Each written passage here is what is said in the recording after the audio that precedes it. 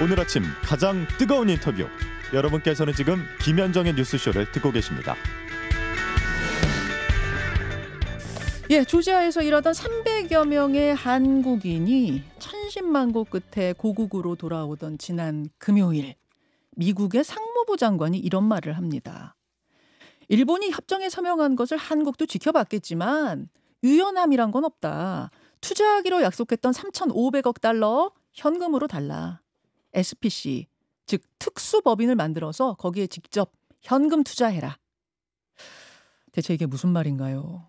지난 7월에 관세 협상을 마치고 돌아온 우리 협상팀은 이렇게 말했습니다. 3,500억 달러 담보나 보증 형태로 간접 투자할 거다. 이렇게 국민들에게 설명했죠. 근데 미국은 전혀 다른 소리를 하는 겁니다. 직접 투자를 하는가 간접 투자를 하는가는 차이가 무척 큽니다. 3,500억 달러면 우리나라 외환보유고의 84%에 해당하는 큰 금액이에요. 기막힌 요구입니다. 교착 상태에 빠져버린 한미 관세 협상, 자세한 내용 이혜민 교수와 함께 짚어볼 텐데요. 이분은 한미 FTA 기획단장을 맡았던 분이십니다. 만나보죠. 어서 오십시오, 교수님. 안녕하십니까. 우선 그 직접 투자와 간접 투자의 차이부터 이해를 좀 해야 될 것 같은데, 그러니까 가령 A라는 회사를 만든다고 치고 간접 투자하는 것과 직접 투자하는 게 어떤 차이가 있는 건가 설명을 좀 해주시죠. 직접 투자라고 하는 것은 우선 지분을 갖는다는 거죠. 그러니까 거기에 따른 그 리스크가 크다는 이야기고요. 간접 투자는 이제 뭐 펀드도 간접 투자일 수도 있고 융자나 융자 보증도 간접 투자일 수는 있는데 그거는 리스크는 줄지만 소위 지배권은 없다는 이야기인데요. 지금 미국이 이야기하는 건 직접 간접 투자가 아닙니다. 현금을 내라는 이야기죠. 현금 내라. 네. 예를 들어서 여기다 큰 식당을 하나 짓는다고 치면 내가 직접 지분을 넣어서 그 식당의 오너가 되느냐 아니면 오너한테 돈만 빌려주는 채권자가 되느냐 그 차이네요.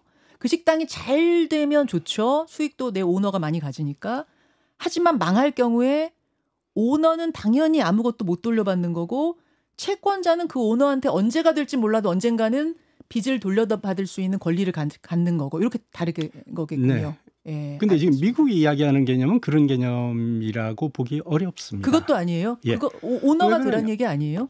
오너가 아니라 미국이 투자를 결정을 하면 거기에 미국 구자로 송금을 하라는 이야기입니다. 그러니까 예를 들어서 지금 이제 허드슨 연구소라고 미국의 이제 우파 연구소가 설명한 걸 보면 어떤 투자가 돈이 100억 불이 필요한데 미국 기업이 20억 불밖에 못 내고 일본 기업도 20억 불밖에 못 내는 그런 상황이 되면 60억 불을 이 투자 펀드에서 내서 투자를 하겠다는 것으로 예를 들어서 설명하고 있습니다. 그러니까 지금 이게 그걸 보시면 이게 지분 투자면 배당금을 받는 거 아닙니까? 그렇죠. 그다음에 융자, 론이면 그거를 나중에 원금과 이자를 합쳐서 상환하는 거 아닙니까? 그런 거죠. 근데 여기를 보면 투자금이 회수될 때까지는 5대5로 그 이후는 9대1로 나눈다 이렇게 돼 있거든요. 이거는 전통적인 지분 투자도 아니고 그렇다고 융자도 아닌 겁니다. 그래서 이건 돈을 내라는 거예요. 완전 지분 주겠다도 아니군요. 아닙니다. 그러니까 내라는 거죠. 내면 SPC를 만들고 그 SPC가 투자를 하고 운영을 하겠다는 이야기입니다. 그럼 펀드 투자 같은 거라고 봐야 돼요? 그렇습니다. 이건 펀드 투자라고 봐야 됩니다. 아예 A 식당 만드는데 당신이 직접 투자해서 거기에 오너가 되시오, 지분을 가지시오도 아니다. 아닙니다. 그것과도 좀 다르다. 예. 그러면 나중에 여기가 망하게 되면 당연히 뭐 아무것도 못 받는 망하게 되면 거기 보면 이제 이게 펀드 투자이기 때문에 지분은 완전히 다 없어지지만 지분보다는 먼저 상환이 된다고 하는데 그것도 이 미국과 일본의 MOU가 지금 불확실한 내용이 많아서 나중에 해석상의 문제는 곧 발생할 수 있을 겁니다. 그렇군요. 우리는 아예 그냥 보증이나 담보 형태로 3,500억 불 주겠다. 그러면 나중에 채권이 살아있는 거니까 우리는 이제 그걸 원하는 거고 미국은 완전 다른 이야기를 하는 거예요. 근데 금액이나 조금 적으면 모르겠는데 3,500억 불이면 우리나라 외환보유고의 84%라면서요. 그렇습니다. 예. 근데 미국은 말합니다. 아까 5대5 말씀하셨는데 그 5대5 수익 배분은 일본에 대한 거고 우리는 조금 다른 얘기를 한 것 같더라고요. 우리한테는 원금 회수할 때까지는 수익이 나는 족족 90%를 너희한테 주겠어. 우리는 10%만 먹겠어. 그리고 원금 회수가 끝나고 나면 그때부터는 미국이 90 먹고 너희가 10 먹어라. 그러니까 이거 괜찮은 조건이다라는 식으로 설명을 하나 봐요. 괜찮은 조건 맞습니까? 그러니까 지금 허슨 연구소에 설명한 거 보면 예. 9대1로 원금이 회수가 됐는데도 예. 만약에 이게 대출이라면 원금을 갖고 나면 끝 아닙니까? 예. 근데 원금이 다 회수된 다음에도 10%는 주겠다고 하니까 이게 장기적으로 이익이 맞는 투자 같으면 이거는 굉장히 좋은 거다라고 설명을 맞아요. 하고 있는 거죠. 괜찮은 것처럼 예. 얘기하더라고요. 괜찮은 그렇습니다. 거 맞아요, 근데? 그게 이제 장기적으로 좋은 투자면 그럴 수가 있는 거죠. 아, 원금 회수 너끈히하고 수익이 계속 나는 투자라는 좋은 투자일 경우에는 이 설명이 진짜 득이 맞는데. 영원히 간다는 거거든요. 10%를 계속 주겠다는 그렇죠, 거니까요. 그렇죠. 네. 근데 지금 우리한테 투자라고 하고 이 SPC가 투자할 것들을 보면 지금 사실 미국에서는 잘 안 되는 거니까 지금 이거 끌어와서 투자하려는 걸 거니까 장밋빛 사업은 아닐 가능성이 크잖아요. 그렇죠. 그리고 이게 투자 프로젝트를 선정하는데 네. 우리가 참여할 수 없다는 겁니다. 미국이 다 정하겠다는 미국이 거예요? 다 정하는 것 같답니다. 일본에 지금 이제 아마 미국은 일본하고의 MOU를 그대로 받으라고 할 텐데 네. 일본하고 MOU를 보면 네. 투자 결정을 하는 투자위원회는 미국인으로만 구성이 되고 미국 상무장관이 위원장이 됩니다. 거기서 트럼프 대통령한테 투자 프로젝트를 건의를 하면 트럼프 대통령이 승인을 하고 승인을 하면 일본은 돈을 내야 되는. 근데 일본이 참여하는 거는 인베스트먼트 커미티, 소위 투자위원회의 자문위원회 격인 컨설테이션 커미티에 미국과 동수로 참여를 해서 네. 자문을 하고 의견을 제시하는 그런 역할밖에는 못하는 겁니다. 근데 일본은 여기 어떻게 사인을 했어요? 일본이 지금 사인을 했기 때문에 미국에서 봐라. 일본도 좋으니까 사인한 거 아니야. 한국 너희도 해. 지금 이렇게 압박하고 있거든요. 그러니까요. 그래서 사실 여기에 대해서 일본 내에서도 지금 일부 비판이 나오고 있고 예. 미국 내에서도 이건 너무 과하다 하는 이야기가 나오고 있습니다. 그래서 이게 지금 어떻게 일본이 아무리 기축통화국이고 네. 외환보유고가 1억 3천억 불, 1조 3천억 불이 된다고 해도 외환보유고가 우리보다 훨씬 많죠. 훨씬 많죠. 네. 그렇지만 5,500억 불을 지금 3년 반 동안에 내야 된다는 거거든요. 맞아요. 거기 보면 트럼프 대통령 임기 전까지 배정을 해야 된다 이렇게 돼 있거든요. 네. 그게 어떻게 가능할까 하는 그런 의문이 듭니다. 이혜민 교수님 보시기에는 그럼 일본 사인 잘못한 겁니까? 저는 잘못했다고 봅니다. 그러니까 이거는 그리고 기본적으로 이행 과정에서 분쟁이 생길 겁니다. 이게 그리고 일본한테 그러니까 유인책으로 준 게 아까 말씀드린 대로 투자금을 다 회수한 다음에도 9대1로 10%를 계속 준다는 거 하나 하고 그다음에 이 프로젝트를 수행해 나가는 과정에서 상품과 용역을 가능한 대로 일본 기업한테 우선권을 주겠다라고 하는데 그것도 외국 기업에 비해서 우선권을 주겠다는 것이지 미국 국내 기업보다 우선권을 준다는 것은 아니기 아니에요. 때문에 이거는 과연 이게 가능할까 하는 생각이 듭니다. 아무튼 일본이 여기다 사인을 해버리면서 한국 너희도 이렇게 해라라고 지금 얘기를 하고 있는 건데 이렇게 한국과 미국의 의견이 엇갈리다 보니까 지난 금요일에 여러분 7월에 큰 이제 관세 협상에 큰 타결은 하나 이루어졌잖아요. 큰 골자에 15%로 하기로. 그 후에 첫 고위급 실무 협상이 지난 금요일에 열렸어요. 그날 분위기가 냉랭했답니다. 그 협상을 마치고 토요일에 김정관 산자부 장관이 귀국했거든요. 근데 귀국 현장을 보신 분들은 아시겠지만 기자들이 질문을 하는데 김정관 장관이 굉장히 짧은 답변밖에 안 해요. 양자 간 협의가 진행 중입니다. 좀 보시죠. 하고는 침묵으로 일관하더라고요. 이게 분위기가 안 좋구나라는 걸 느낄 수 있었는데 교수님, 그 대통령실 관계자발 보도를 보면 이런 말을 대통령실에서 했대요. 미국이 원하는 대로 합의하고 서명하면 정권 탄핵감인 수준이다. 우리 탄핵당할지도 모른다. 이 정도 말까지 하면서 그 미국이 무리한 요구하고 있다는 이야기를 기자들에게 전했다고 합니다. 지금 그 정도로 말도 안 되는 협상이라고 보세요? 진짜 탄핵감이라는 말이 나올 정도라고 보세요? 글쎄요.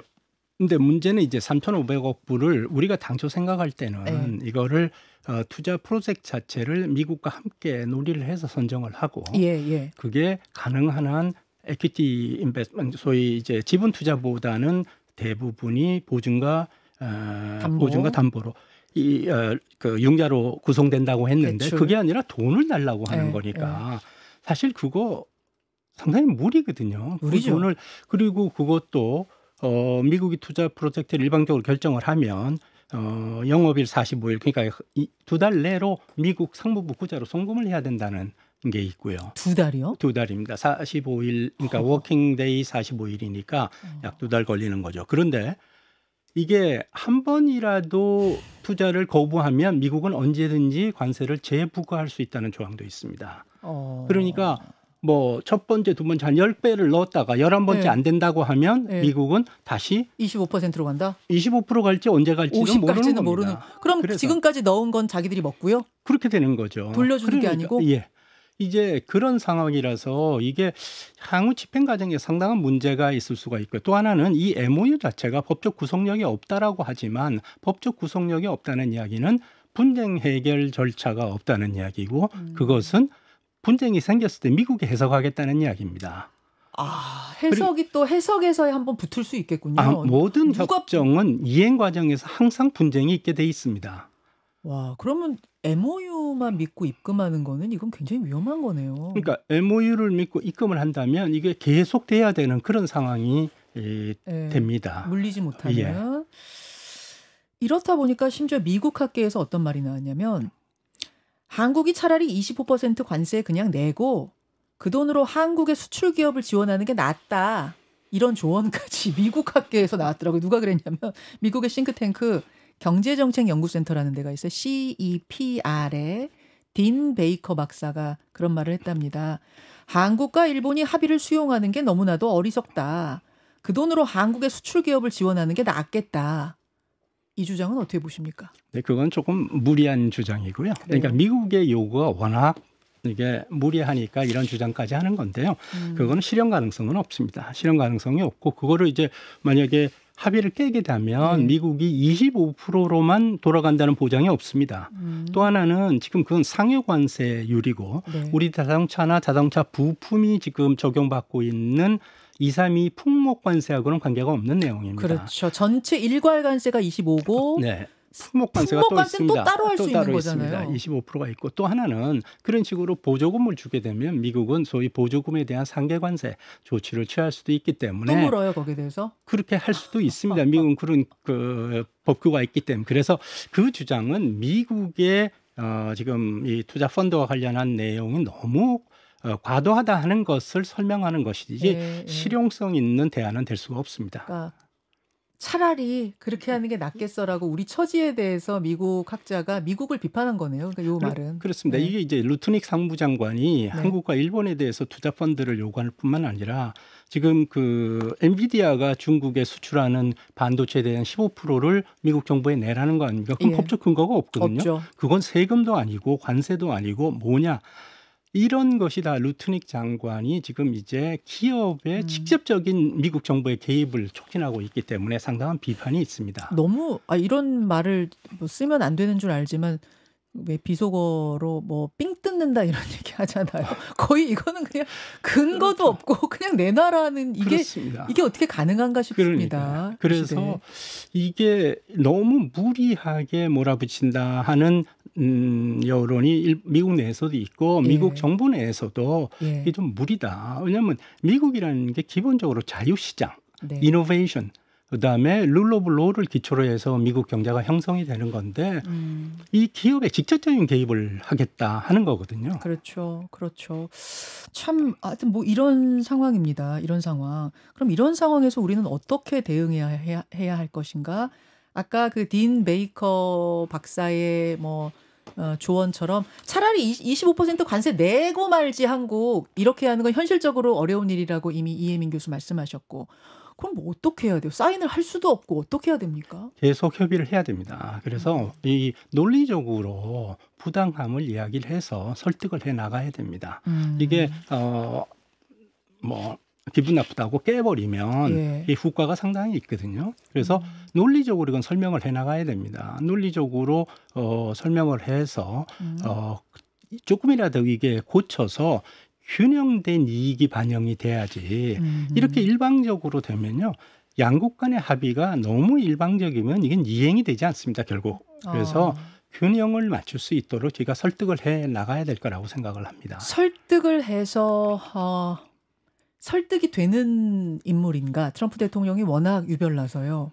그 부분 좀 걱정되진 않으세요? 걱정되죠. 걱정도 되고 하지만 그래도 우리가 가지고 있는 선택지라고 하는 것은 예. 미국과 계속적인 협의를 해서 설득해 나가는 그런 방안이 선택지지 예. 거기에 대항을 한다든지 예. 또는 판을 깨고 우리가 나오는 그런 것은 예. 선택지라고 생각이 되지 않습니다. 일단은 좀 시간을 가지면서 계속 설득을 해라 그 말씀이세요. 다만 걱정되는 건 많은 분들이 좀 잘못 알고 계시더라고요. 지난 7월 말에 그 15%로 타결이 된 후로 바로 15% 관세가 적용되는 걸로 잘못 알고 계시던데 여러분 그때는 그게 그냥 큰 틀에만 타결된 거고 계속 지금 25% 물고 있죠. 아니 15%는 이제 상호관세라 그래가지고요. 예, 예. 상호관세 대상은 8월 7일부터 15% 내려왔습니다. 아 그래요? 그런데 이제 품목관세가 따로 있거든요.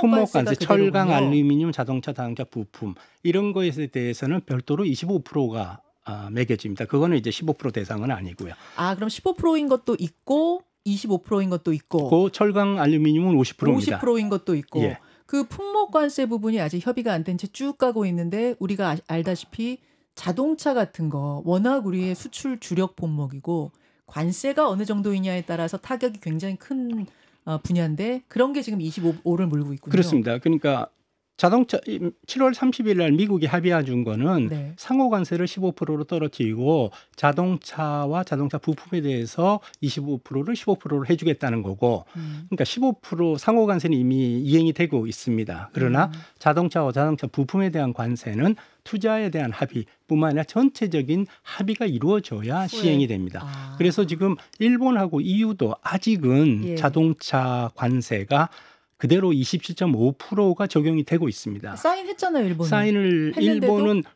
그러니까 미국이 지금 보면요. 예. 협정을 사인한 건 아무것도 없습니다. 이 공동 성명을 발표한 게 EU와 인도네시아 두 개밖에 없고요. 일본하고 영국은 합의했다고 그러지만 합의문이 있는 건 아니고 일방적인 미국의 행정명령으로서 발효를 시킨 겁니다. 그래서 지금 현재 자동차의 경우는 MOU가 투자에 대한 MOU가 합의가 됐기 때문에 네. 사실 16일부터 예. 이 27.5%가 15% 내려와야 됩니다. 예. 근데 이게 될지는 내일 가봐야 하는 거고요. 또 하나는 EU하고 합의할 때도 EU하고 합의하면서 EU가 미국 공산품에 대한 모든 관세를 철폐하는 안을 의회에 제출하면 예. 그 달에 1월 1일부터 자동차 관세를 15%로 내린다라고 했습니다. 네. 그래서 EU가 그 합의 공동 성명에 따라서 8월 28일 날 미국 EU 의회에 미국 공산품에 대한 관세를 다 철폐하는 안을 제출을 했는데도 아직 관세에 대한 조치는 하지 않고 있습니다. 되게 복잡하네요. 저는 일본 사인했다고 해서 일본은 바로 다 뭐 이렇게 적용되고 한 건 줄 알았는데 그것도 아니에요. 아닙니다. 그러니까 미국이 EU와의 경우를 보면 네. 그건 공동 성명이잖아요. 그건 네. 합의를 했다고 봐야 되거든요. 똑같은 내용이 EU에서도 발표가 됐으니까. 그러면 아까 좀 버티면서 협상을 더 하라고 말씀하셨는데 계속 이거 언제까지 기약 없이 버틸 수 있는가? 괜찮습니까? 타격은 괜찮습니까? 뭐 어차피 지금 타격을 받고 있는 거니까요. 그리고 지금 이제 대만은 합의가 안 돼서 20% 상호 관세를 내고 있거든요. 네. 그런데 대만하고 곧 합의한다고 지금 미국 쪽에서 이야기를 하고 있고 해서 우리는 이제 대만의 동향도 보고 일본, EU도 지금 어떻게 진행되는지도 좀 보면서 협상을 호흡을 좀 길게 가져갈 수밖에 없을 것 같습니다. 이 상황에서 3,500억 불을 그대로 지금 일본이 한 MOU대로 네. 숫자만 달라지고 예. 한다면 그건 상당한 반향이 있을 겁니다. 잘못하면 다음 대선까지도 끌고 갈 수 있다. 막 이런 이야기도 나오던데 그럴 수도 있어요. 근데 이제 그거는 이제 트럼프의 통상 정책이 언제까지 유지되느냐에 대해서 전문가들의 의견이 다르지만 예, 저는 예. 세 가지라고 봅니다. 자, 10초 남았습니다. 그건 관세가 물가에 영향을 미치는 거하고 지금 올해 말까지 예상되는 대법원의 상호 관세에 대한 판결이 있죠. 판결 네. 거기에 따라 결정이 될 거라고 봅니다. 일단 그 판결 나올 때까지라도 우리는 계속 좀 협상을 이어가야 되지 않을까, 유리한 쪽으로, 이런 생각 드네요. 알겠습니다. 여기까지 상황 설명 잘 들었습니다. 이혜민 교수님 고맙습니다. 감사합니다. 김현정의 뉴스쇼는 시청자 여러분의 참여를 기다립니다. 구독과 좋아요, 댓글 잊지 않으셨죠? 알림 설정을 해두시면 평일 아침 7시 10분 실시간 라이브도 참여하실 수 있습니다.